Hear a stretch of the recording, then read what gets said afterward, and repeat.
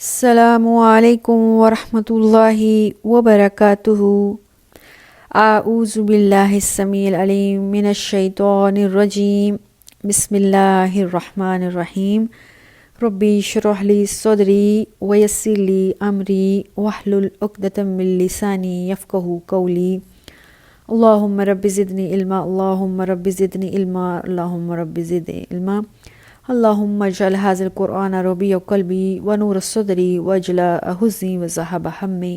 اللہم انی اسألک بانی اشہد انک انت اللہ لا الہ الا انت الاحد الصمد الذی لم یلد ولم یولد ولم یکن لہ کفوا احد۔ اللہم لا سہل الا ما جعلتہ سہلا وانت تجعل الحزن اذا شئت سہلا، آمین یا رب العالمین۔ سورہ الاعراف ہے، پارہ نمبر 8 ہے اور سورت کے نمبر 7 ہے۔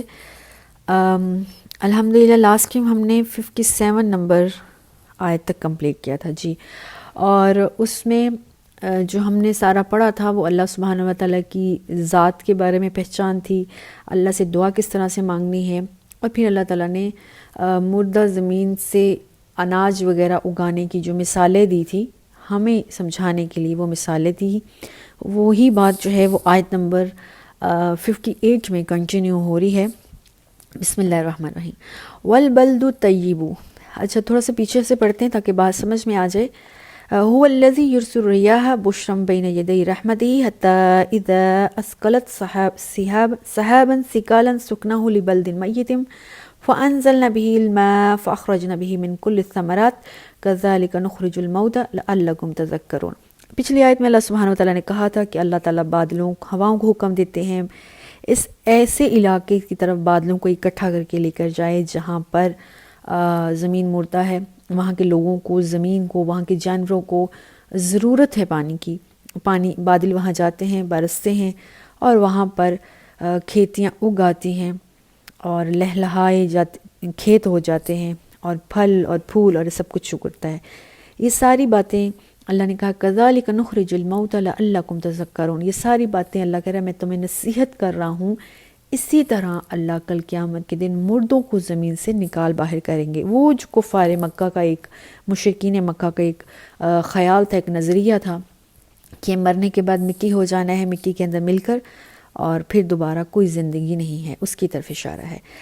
اب جو ہم آیت پڑھ رہے ہیں نا 58 میں، وہ اسی کو آگے کنٹینیو بات کی ہے اللہ نے۔ والبلد الطیب، اللہ کہتے ہیں کچھ زمینیں بڑی اچھی ہوتی ہیں، عمدہ ہوتی ہیں، یعنی کھیتی اگنے کے اکارڈنگ ان کی نیچر ہوتی ہے، موافق ہوتی ہے۔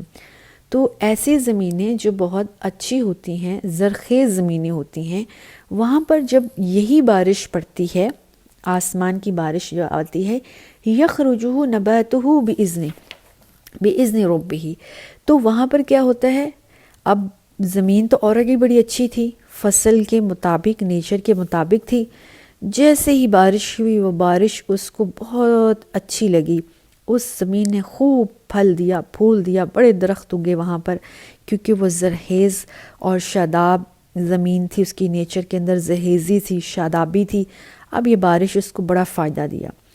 والذی خبث لا یخرج الا ناکدا، اللہ کہتا ہے ایک زمین تو یہ تھی، اور ایک اور زمین ہوتی ہے جو بنجر ٹائپ ہوتی ہے، ٹھیک ہے، وہ زمین کے اوپر کچھ اگتا ہی نہیں ہے، اگر بارش ہو جاتی تو کچھ اگتا ہی نہیں ہے، یا پھر وہ زمین سیم زدہ ہوتی ہے، مزید بارش ہونے سے اس کو اور نقصان ہوتا ہے، اس میں اور سیم آ جاتا ہے۔ یہاں پر اللہ نے ہیومن نیچر کو بتایا، انسانوں کی فطرت کو بتایا ہے۔ کچھ فطرت سلیم ہوتے ہیں، اللہ کی فطرت کے مطابق ہوتے ہیں، کچھ لوگوں کے اندر اللہ کا خوف ہوتا ہے، طمع ہوتا ہے، اللہ کا ڈر ہوتا ہے۔ جب دین کی، اسلام کی باتیں ان کے سامنے آتی ہیں، ان کا ایمان اور اجاگر ہوتا ہے، ان میں دین کو حاصل کرنے کی تڑپ اور ہوتی ہے، وہ خوب پھلتے پھولتے ہیں، وہ خوب دین کی طرف جاتے ہیں، وہ خوب اللہ کی طرف جاتے ہیں۔ لیکن کچھ انسانوں کی نیچر خبیث ہوتی ہیں، خبث مطلب بگڑی ہوئی ہوتی ہیں، شیطانی ہوتی ہیں۔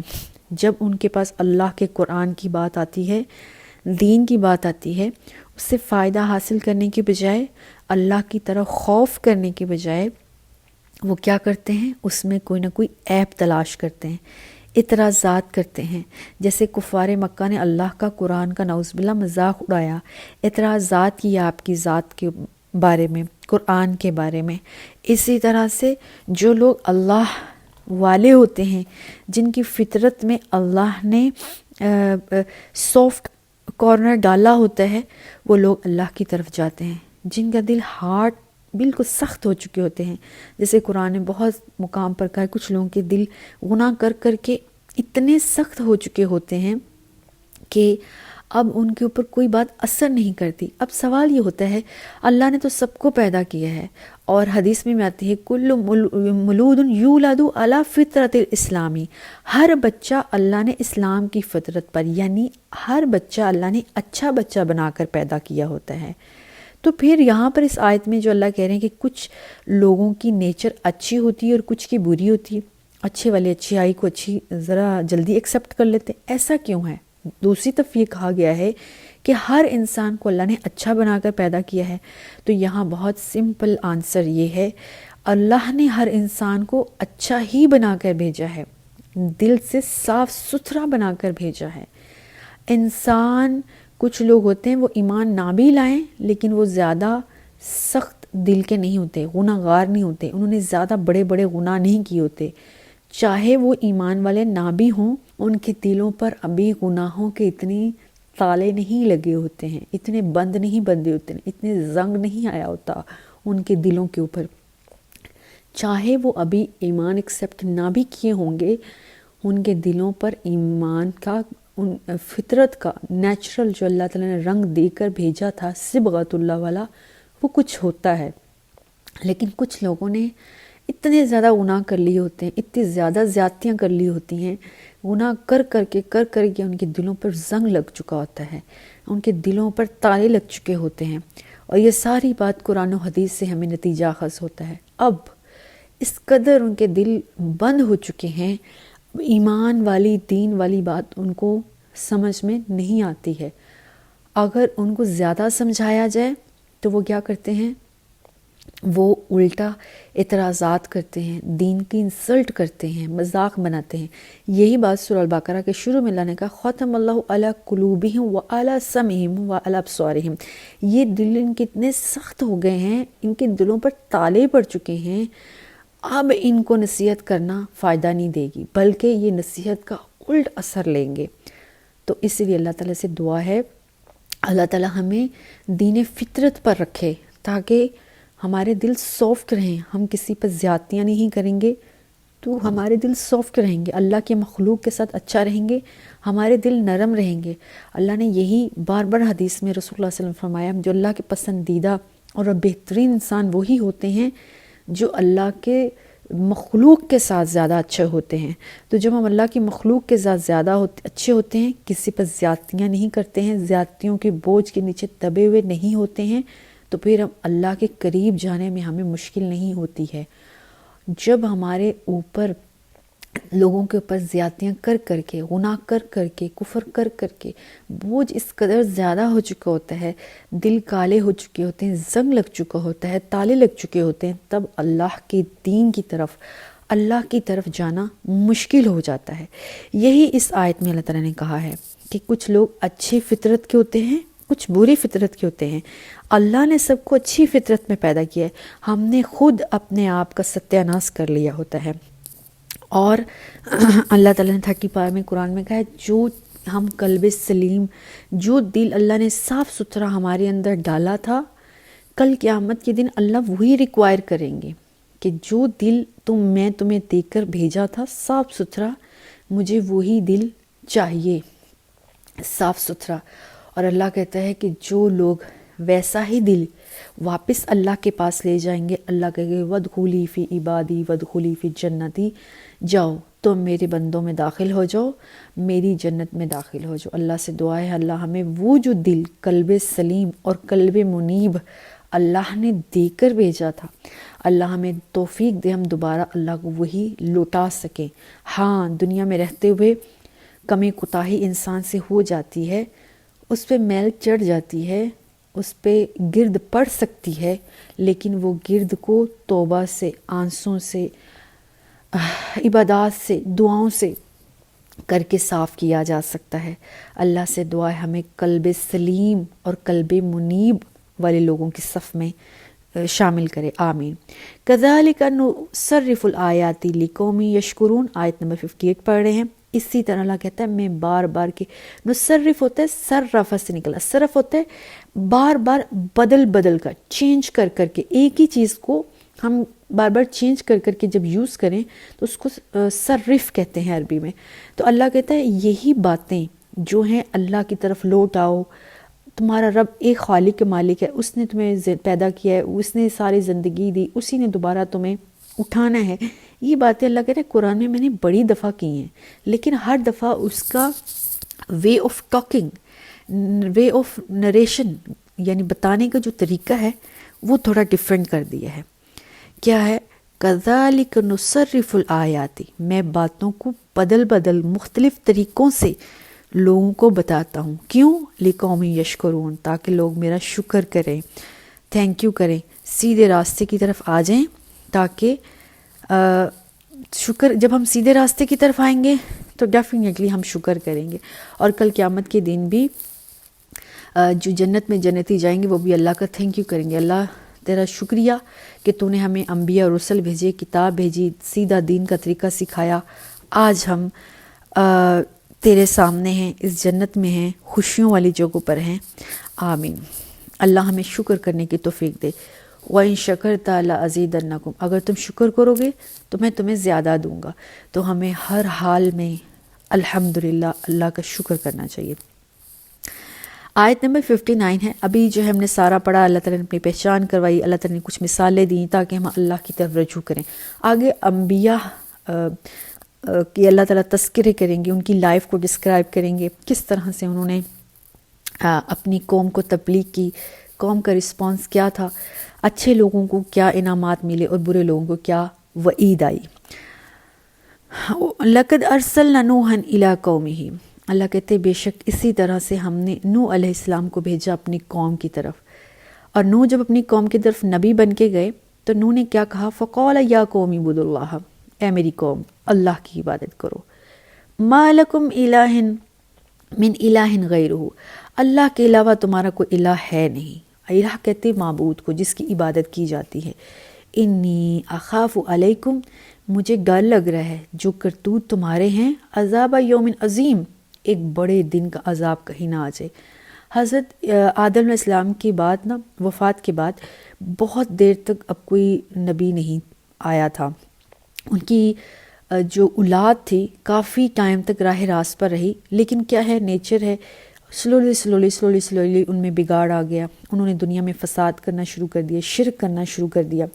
تو شرک کے ساتھ ساتھ ان میں جو سب سے شروع میں جس قوم نے بتوں کو پوجا کی تھی وہ نوح علیہ السلام کی قوم تھی۔ شروع میں یہ ہوا کیونکہ ان کچھ صالحہ قسم کے جو نیک لوگ تھے، وہ جو اس زمانے میں وفات پا چکے تھے، وہ انبیاء تھے یا ویسے ہی اللہ کے بندے تھے، وہ لوگوں کو سیدھے راستے کی طرف ہدایت دیا کرتے تھے۔ تو جب وہ اس دنیا سے رخصت فرما گئے تو دوسرے لوگوں نے کہا کہ اس انبیاء کو کی یاد رکھنے کے لیے وہ جو فوت ہو چکے تھے نیک صالح لوگ، ان کے مجسمے بنا لیں گے۔ اور اس زمانے کے لوگوں کو مجسمہ سازی میں بڑی مہارت حاصل تھی، اللہ نے ہر قوم کو ایک نہ ایک فن دے کر بھیجا ہے۔ ان لوگوں نے اپنے نیک لوگوں کی جو باڈی تھی، جو شکلیں تھیں، ان کے مجسمے بنا لیے، اور وہ نسل شروع میں جسٹ یاد رکھنے کے لیے مجسمے بنائے تھے۔ جب وہ نسل گزر گئی، اگلی نسل آ گئی، لوگوں نے سمجھا، بلکہ شیطان نے ان کو یہ پٹی پڑھائی کہ یہ مجسمے جو تمہارے گھروں میں، تمہارے علاقوں میں موجود ہیں، یہ اس لیے ہیں تاکہ تم ان مجسموں کو پوجو، ان کے سامنے اپنی حاجات رکھو، ان سے دعائیں کرو۔ اسی طرح سے سورہ نوح میں ہم تفسیر میں پورا پڑھتے ہیں کہ حضرت نوح نے بتایا ہے کہ ان کی قوم جو ہے نا وہ کیا کیا کرتی تھی، بتوں کی پوجا کرتی تھی، شرک کرتی تھی، اور 5 بڑے مشہور جو ان کے بڑے بزرگ تھے جن کی انہوں نے مجسمے بنائے تھے، ان کو پوجتے تھے، ایک تھا ود، سوا، یغوث، یعوق، نصر، یہ سورہ النوح میں لکھا ہوا ہے۔ تو یہ 5 ان کے بڑے بزرگ تھے جن کی وہ پوجا کرتے تھے، پرستش کرتے تھے۔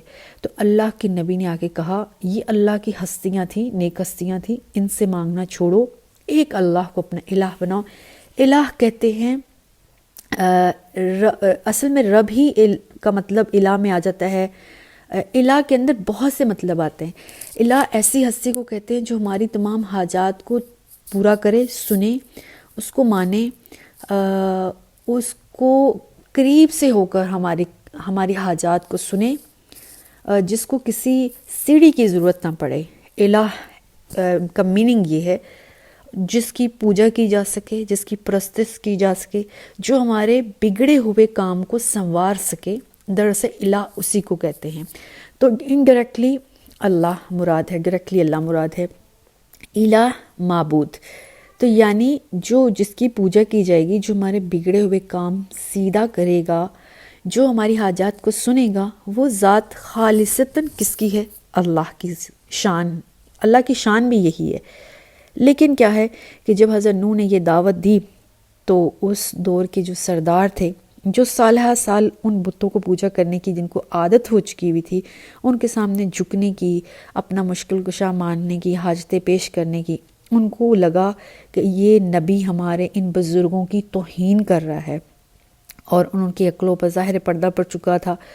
چنانچہ حضرت نوح علیہ السلام کی تبلیغ پر خوش ہونے کی بجائے، راستے پر آنے کی بجائے، انہوں نے حضرت نوح کے خلاف ہو گئے، اور انہوں نے حضرت نوح کو تکلیفیں دینا شروع کر دی، اور کسی نے بھی حضرت نوح کی بات کو نہیں مانا، جس کا نتیجہ یہ ہوا کہ حضرت نوح نے ان کو کہا کہ مجھے ڈر لگ رہا ہے، انی اخاف علیکم عذاب یوم عظیم، کہیں تمہیں بڑے دن کا عذاب نہ آ جائے، تم اس عذاب کی گرفت میں نہ آ جاؤ۔ آگے قوم کا کیا جواب تھا؟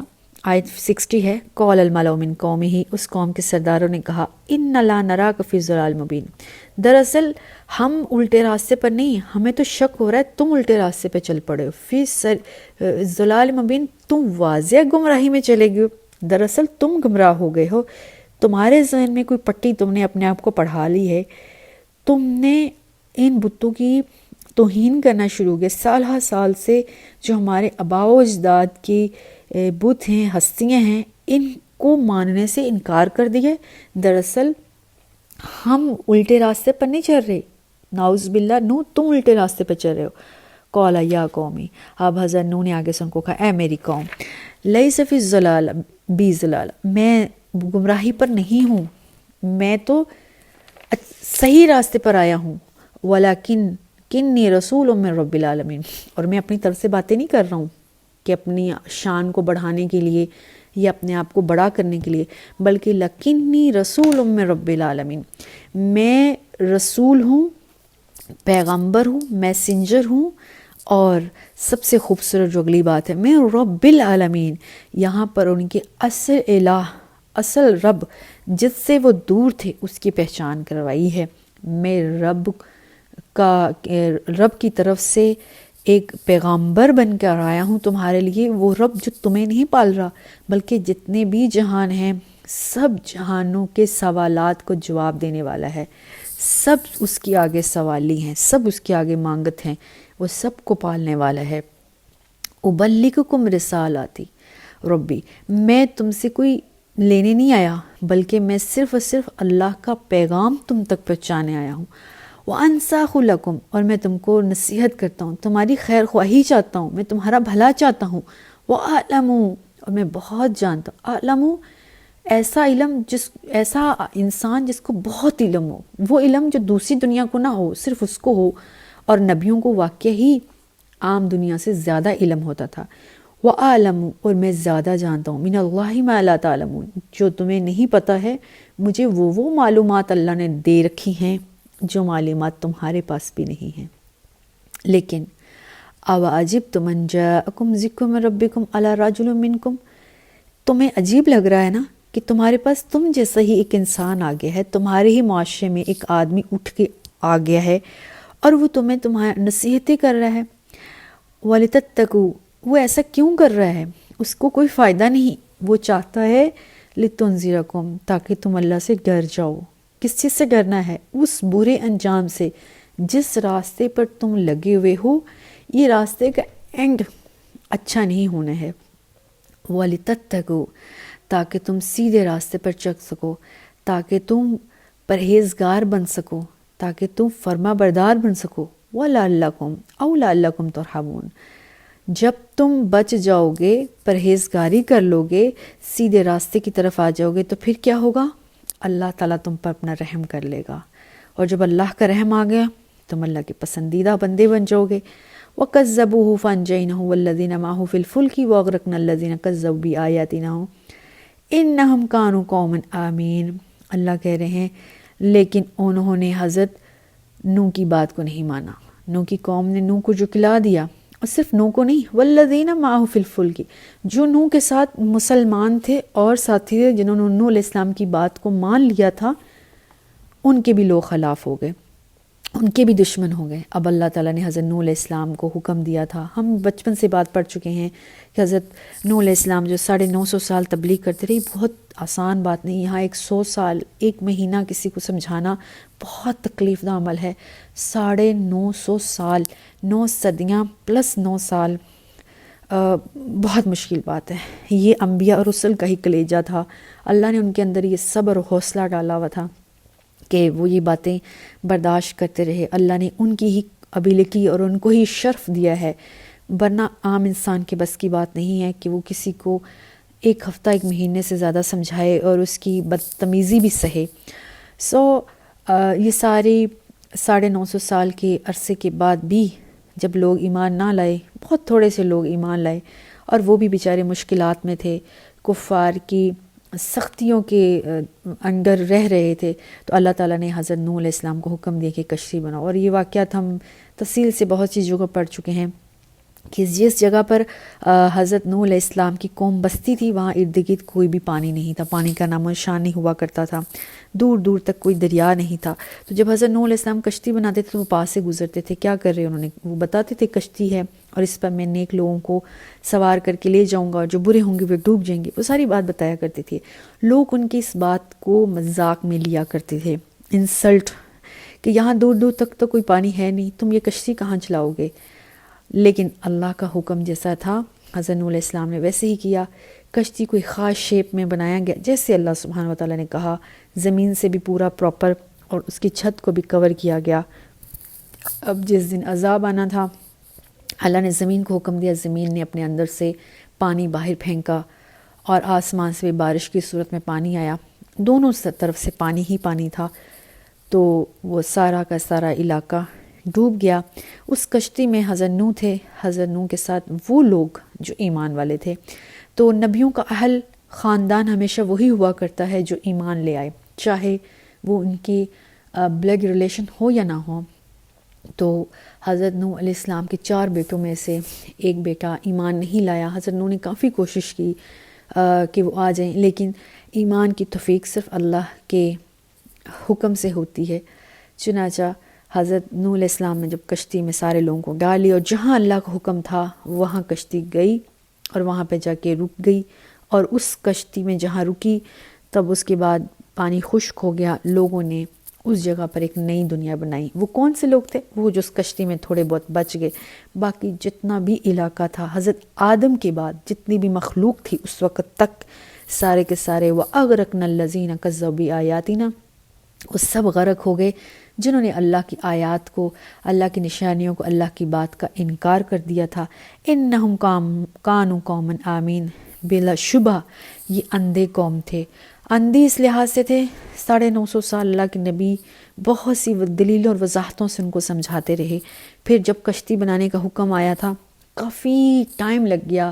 حضرت نوح علیہ السلام کو نہ جانے کتنے سال لگ گئے وہ کشتی بنانے میں، کشتی کا سامان تیار کرنے میں. آج کا تو دور تھا نہیں، تو وہ سارا پروسیجر اپنے آنکھوں سے دیکھتے ہوئے بھی ایمان نہ لائے. لائک لاسٹ مومنٹ پہ بھی وہ ایمان لے آتے تو اللہ سبحانہ وتعالیٰ تب بھی ان کو بچا لیتے. تو اللہ نے کہا کہ ایسی قوم تھی جو واقعتاً اندھی تھی، سارے مناظر کو دیکھنے کے باوجود بھی ایمان نہ لے کر آئی. سبحانک اللہم و بحمدک اشہد ان لا الہ الا انت استغفرک و اتوب الیک. اللہ ہمیں ان قوم سے بچائے، آمین. اللہم لا تجعلنا منہم.